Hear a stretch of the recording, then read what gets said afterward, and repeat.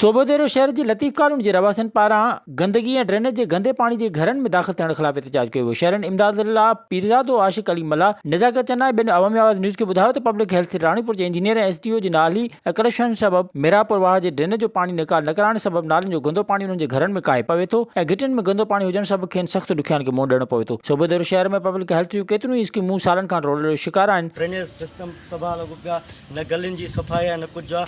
हर साल जेको आहे हिते करोड़ रुपया बजट एरिया अचे पर उहा अलाए काॾे गुम थी वञे। असां जेको आहे हिते तमामु आज़ार में आहियूं। हिते एतिरो पानी बिजी थो वञे, 4-4, 5-5 ॾींहं ड्रेनेज हलाइनि कोन था ऐं जेको आहे घरनि में पानी थी थो अची थो वञे। हुन वज़ीर आला सिंध ऐं वास्तेदार आला अख़्तारनि खां मुतालबो कयो त पब्लिक हेल्थ में थियल करोड़नि रुपयनि जी करप्शन जो नोटिस वठी सालनि खां रोलण जो शिकार थियल स्कीमूं मुकमल कराए गंदे पानी खे निकाल करण जो बंदोबस्तु कयो वञे। विज़िट कयो अवामी आवाज़ मीडिया ग्रुप जी वेबसाइट awamiawaz.pk